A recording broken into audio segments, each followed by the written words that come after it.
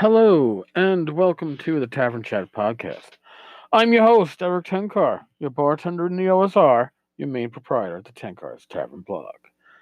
Today, I listened to Joe the Lawyer's latest podcast, and yes, I sent him a voicemail on it, but I thought that's something even I could expand upon a little bit. And Joe talks about uh, gaming products. Well, here's my take on it. It's gaming products that you buy for the sake of having versus those that you buy for the sake of using. And I'm not going to be as polite as Joe when it comes to some of this stuff, but my take on it.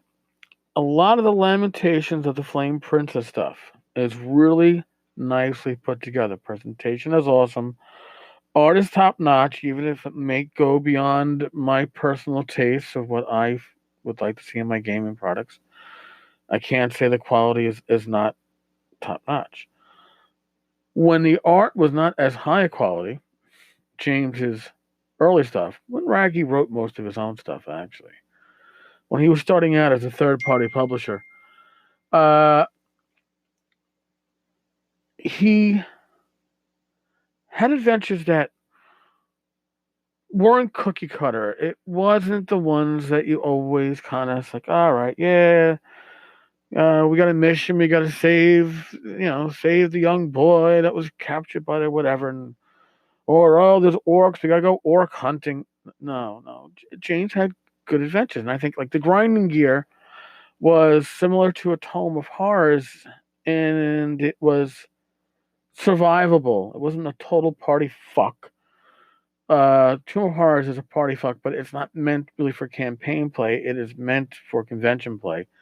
And party fucks are okay in convention play if that is the theme. But as James went on, his stuff became less and less useful.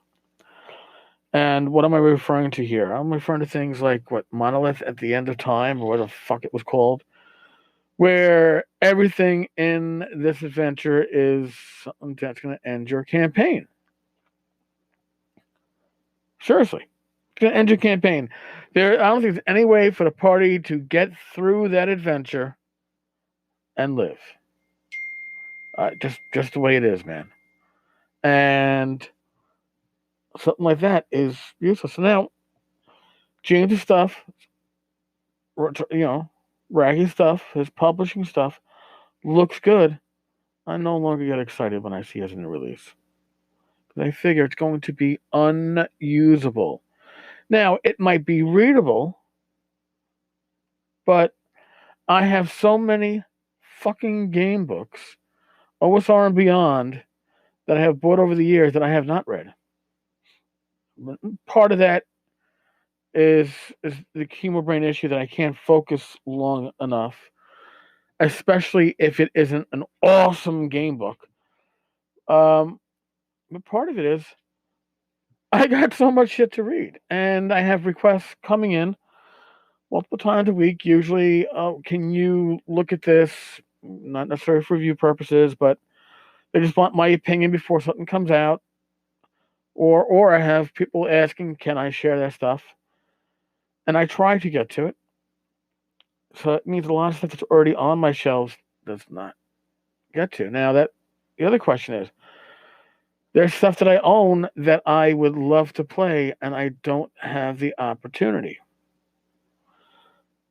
Joe mentioned Astonishing Swordsmen and Sorcerers of Hyperborea. I'd love to play. Oh my god. I got the box edition, the box first edition. I've got the huge, intimidating, could outdo DCC in size. Second edition of Astonishing Swordsmen and Sorcerers of Hyperborea. Say that 10 times fast. Peter pecked the picker. Actually, I can't even do that one. Pecked. Peter picked a peck of purple peppers. So yeah. Joe, if you're listening, yes, I'd love to get in on that. I probably can't commit to being there every week. Such are the trials and tribulations of being an uncle. But is what it is. I haven't. I had my Saturday group knows that I haven't gamed with them probably in over a year now. Uh, and it's not that I don't want to. It's that my niece is 7 and thinks that Auntie and Uncle are the coolest shit since sliced bread. Especially since the Xbox One is up and running again. And wants to stay over Friday night and Saturday night every fucking weekend. By the way, my solution to that was a $5 bribe for her going to Sunday school. But since Sunday school is with her by her parents, she can't stay over Saturday nights if she wants her $5 bribe every week. That's $20 a month I think I'm never gonna spend. But yeah, there are a lot of games out there. Call of Cthulhu. I want to play in that latest 7th edition so bad, and the opportunities just don't present themselves. And in reality, what I need to do, and what has to get done at some point, is that I should be running a weeknight game. And I say that because my weekends aren't fucking mine anymore. And I want a game.